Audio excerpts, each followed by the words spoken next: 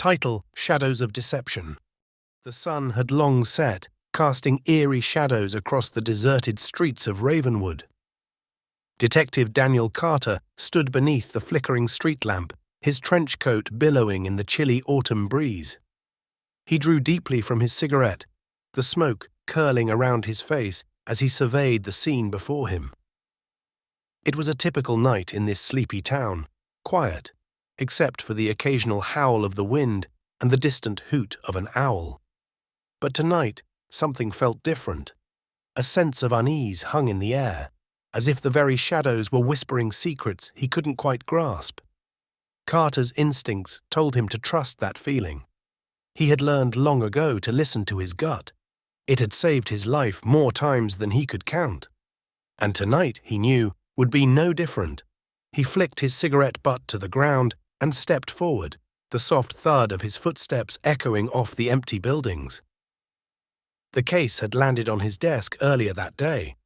A simple burglary, or so it seemed. But as he dug deeper, he uncovered a tangled web of deceit and betrayal that stretched back decades. The trail led him here, to the abandoned warehouse district on the outskirts of town. It was a haven for the desperate and the downtrodden, a place where the forgotten sought refuge from the harsh realities of life. But even here, among the shadows, there were secrets waiting to be unearthed. As Carter made his way through the maze of crumbling buildings, he couldn't shake the feeling that he was being watched. Every rustle of leaves, every creak of a floorboard sent a shiver down his spine. But he pressed on, his determination unwavering. Finally, he reached his destination, a derelict warehouse at the far end of the district. The door hung precariously on its hinges, swinging gently in the breeze. Carter drew his gun and pushed it open, his senses on high alert. The interior was cloaked in darkness, the only light filtering in through broken windows high above. Carter crept forward, his footsteps muffled by the thick layer of dust that covered the floor. He could hear the sound of his own heartbeat pounding in his ears as he searched for any sign of his quarry. And then he saw it, a glint of metal in the corner of the room.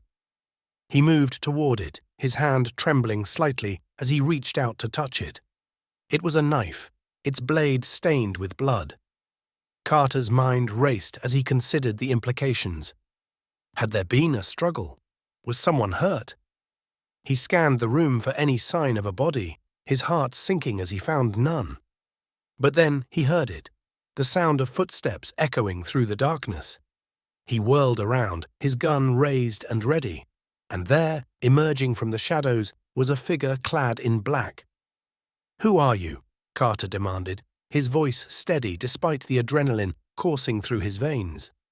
The figure said nothing, but Carter could see the glint of steel as it raised something in its hand. He tensed, ready to defend himself if necessary.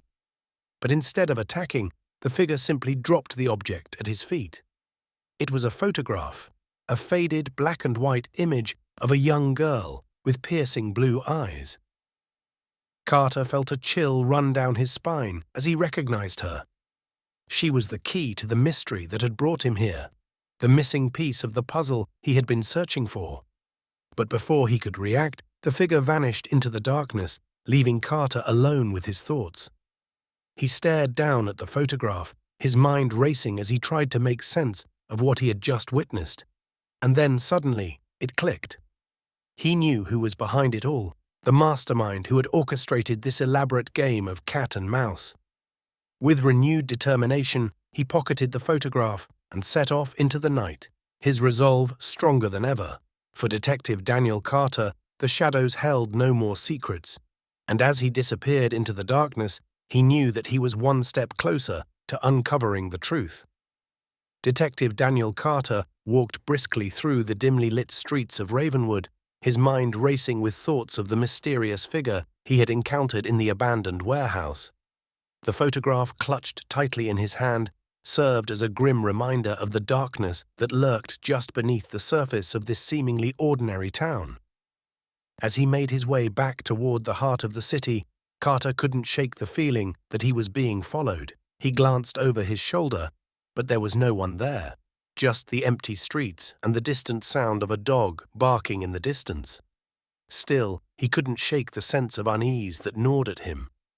He quickened his pace, his footsteps echoing off the deserted storefronts that lined the street. The flickering street lamps cast long shadows across the pavement, twisting and contorting in the darkness. Carter's heart pounded in his chest as he rounded a corner, the sense of dread growing with each passing moment. And then, out of the corner of his eye, he saw it. A figure lurking in the shadows, its features obscured by the darkness. Carter froze, his hand instinctively reaching for his gun as he stared down the alleyway.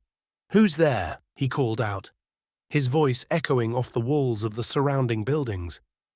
There was no response, only the sound of his own ragged breaths filling the silence.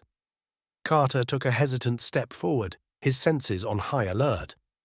He knew he was walking into danger, but he couldn't afford to back down now, not when he was so close to uncovering the truth. As he approached the spot where he had seen the figure, Carter's heart sank.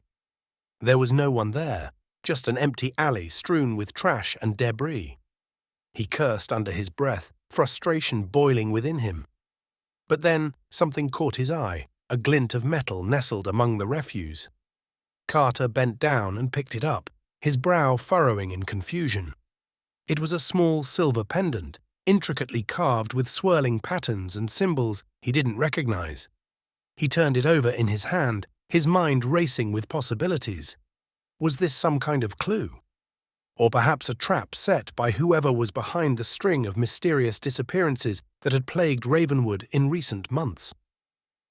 Carter tucked the pendant into his pocket and continued on his way, his thoughts consumed by the case that had consumed his every waking moment. He had been a detective long enough to know that nothing was ever as it seemed, that behind every seemingly innocuous detail lurked a darker truth waiting to be uncovered. As he neared the center of town, Carter's attention was drawn to a commotion up ahead. A crowd had gathered outside the local police station, their voices raised in anger and frustration. Carter pushed his way through the throng, his eyes narrowing as he took in the scene before him. A group of townsfolk stood clustered around the entrance to the station, their faces contorted with rage as they shouted obscenities at the officers who stood guard. Carter's jaw clenched as he listened to their accusations: corruption, incompetence, betrayal.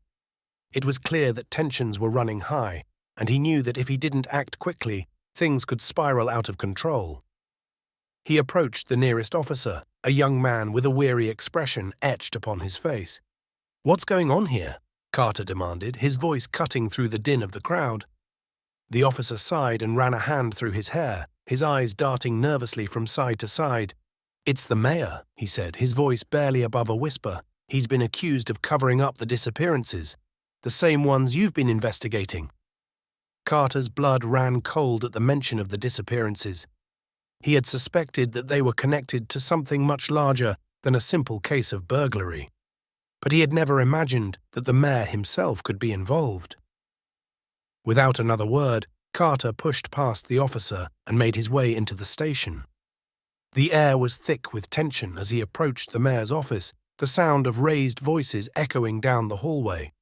He knocked sharply on the door, his knuckles rapping against the wood with a sense of urgency. There was a moment of silence, and then the door swung open to reveal the mayor standing on the other side.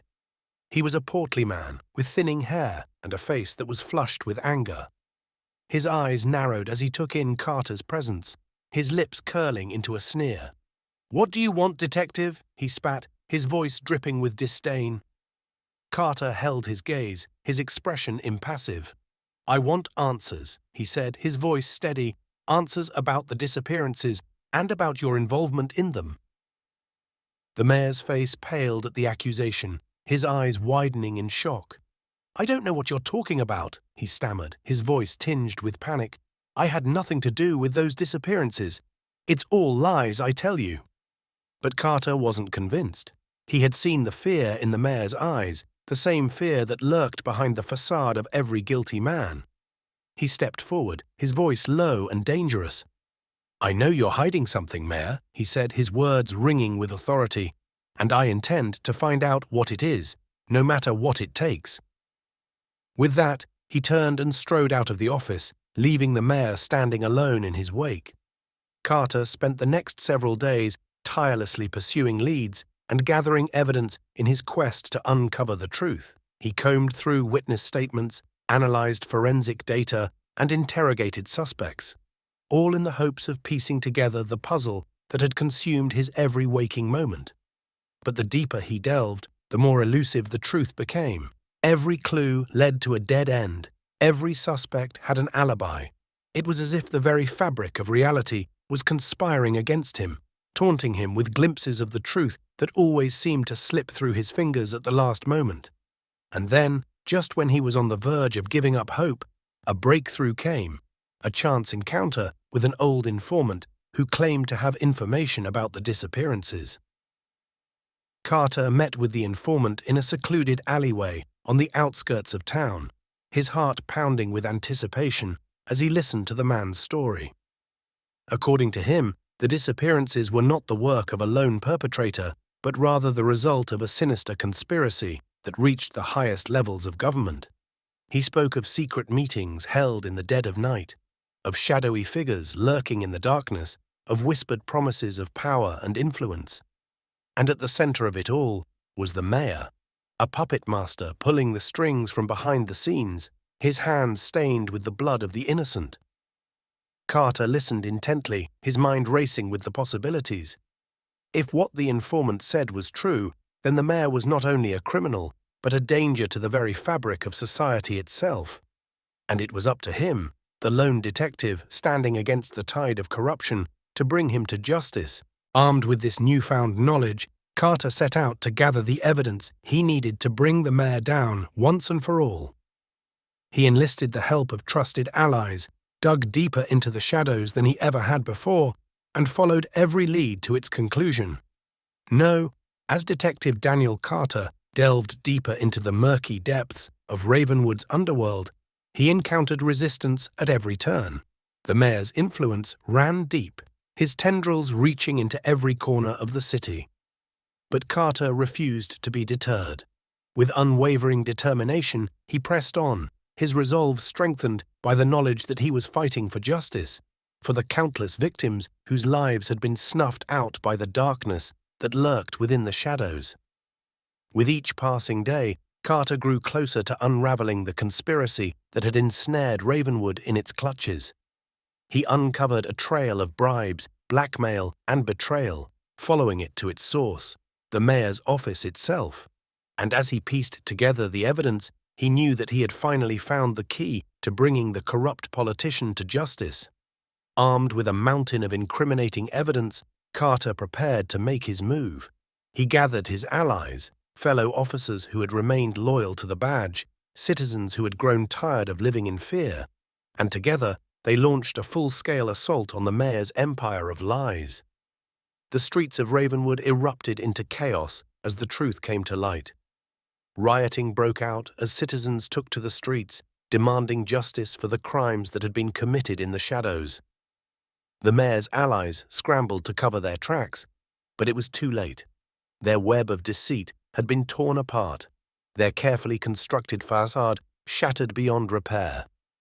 In the heart of the storm, Carter stood firm, his eyes ablaze with determination as he faced down the corrupt mayor and his cronies. The truth poured forth like a flood, washing away the lies and deception that had plagued Ravenwood for far too long. And then, at last, justice was served. The mayor was arrested, his reign of terror brought to an end. The city breathed a collective sigh of relief as the darkness lifted, replaced by a newfound sense of hope and renewal. As for Carter, he returned to his quiet life as a detective, content in the knowledge that he had made a difference, that he had fought against the darkness and emerged victorious. And though the shadows still lingered on the edges of Ravenwood, he knew that as long as there were those willing to stand up and fight, the light would always prevail in the end.